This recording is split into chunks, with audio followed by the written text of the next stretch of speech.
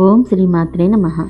శ్రీ లలితా సహస్రనామ స్తోత్రంలోని ఈ శ్లోకం అమ్మవారి నడుము సౌందర్యాన్ని వర్ణిస్తూనే రహస్య యోగ మార్గాలను సూచిస్తుంది. అమ్మవారి మాతృత్వ కరుణను భక్తులపై చూపుతుంది. అకాల భయాలు, అస్థిరతలు తొలగిపోతాయి. ఈ శ్లోకాన్ని భక్తితో పఠిస్తే కుండలిని శక్తి మేల్కొంటుంది. నడుము, వెన్నెముక సంబంధిత బాధల నుండి ఉపశమనం లభిస్తుంది. శ్లోకం ఏంటంటే, లక్ష రోమలతాధారత సమున్నేయ మధ్యమ స్తనభార దళన్మధ్య పట్టబంధవళిత్రయ.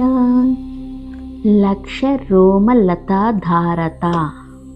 లక్ష్య అంటే స్పష్టంగా దర్శింపబడే, రోమలత నాభి నుండి పైకి సాగుతున్న రోమరేఖ, ధారత ధారగా సుందరంగా ఉన్నదని అర్థం.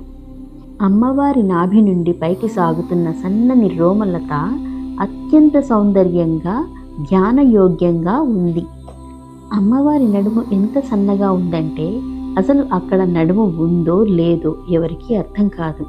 కానీ ఆ నాభి నుండి పైకి వెళ్తున్న రోమరేఖ అనే తీగను ఆధారంగా చేసుకుని, ఓహో ఇక్కడ నడుము ఉంది అని మనం అనుకోవాల్సి ఉంటుంది. యోగశాస్త్రంలో దీనిని సుషుమ్నా నాడి అంటారు. వెన్నెముక మధ్యలో ఉండే అత్యంత సూక్ష్మమైన శక్తి మార్గానికి ఇది సంకేతం. కుండలిని శక్తి ప్రయాణ మార్గం ఇది. సమున్నేయ మధ్యమ.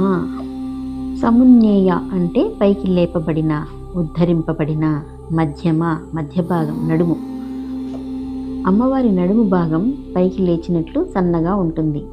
ఇది అత్యోన్నతి, చైతన్యోదయానికి సూచన. సాధకుని చైతన్యం పైకి లేవడాన్ని సూచిస్తుంది.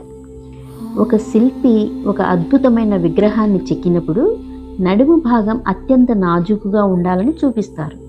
ఇక్కడ అమ్మవారి నడుము వర్ణనాతీతమైన సన్నని రూపాన్ని కలిగి ఉంది. స్తనభార దళన్ మధ్య. స్తనభార అంటే స్తనాల యొక్క భారము, దళన్ ఒత్తిడి, మధ్య భాగం. స్తనాల భారంతో ఆమె నడుము మరింత సన్నగా కనిపిస్తుంది.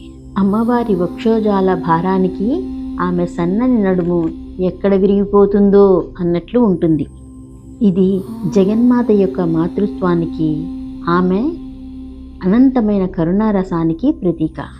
భక్తులను పోషించే శక్తి ఆమెలో నిండి ఉందని దీని అర్థం. స్తనాలు భక్తి జ్ఞానాన్ని పోషిస్తాయి. నడుము అహంకారం లేకుండా ఉండాలని చూపిస్తుంది. పట్టబంధ వళిత్రయ. పట్టబంధ అంటే వస్త్రబంధం, వళిత్రయ 3 మడతలు, త్రివళి. అమ్మవారి నడుము పైన 3 సుందరమైన మడతలు ఉంటాయి. ఆమె సన్నని నడుము వంగిపోకుండా, విరిగిపోకుండా ఉండటానికి బంగారు పట్టీలతో 3 వరుసల కట్టు కట్టినట్లుగా ఆ మడతలు కనిపిస్తాయి. ఈ 3 మడతలు సత్వగుణం, రజగుణం, తమోగుణాలకు సంకేతం. అలాగే ఇవి జ్ఞానశక్తి, ఇచ్ఛాశక్తి, క్రియాశక్తిని కూడా సూచిస్తాయి. ఈ శ్లోక సారాంశం ఏంటంటే, అమ్మవారి నాభి నుండి పైకి వ్యాపించిన నూగారు ద్వారా మాత్రమే గుర్తించగలిగినంత సన్నని నడుము కలది.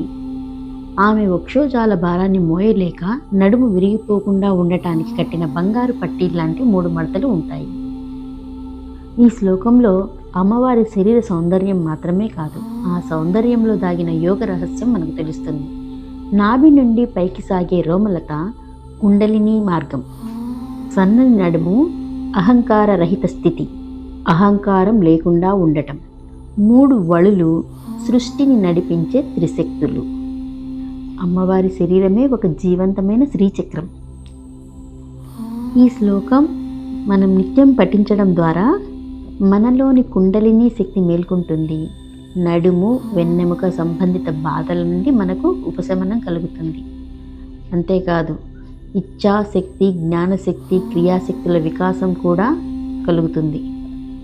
అంతర్గత శక్తులు సమతుల్యమవుతాయి. మనలోని మణిపూర్ణక చక్రం వద్ద, అంటే నాభి కేంద్రం వద్ద శక్తి ఉత్తేజితమవుతుంది. ఇది జీర్ణక్రియను మెరుగుపరుస్తుంది. స్త్రీలకు ముఖవర్చస్సు, సౌందర్యం పెరుగుతాయి. గర్భవతులు ఆరోగ్యంగా కూడా ఉంటారు.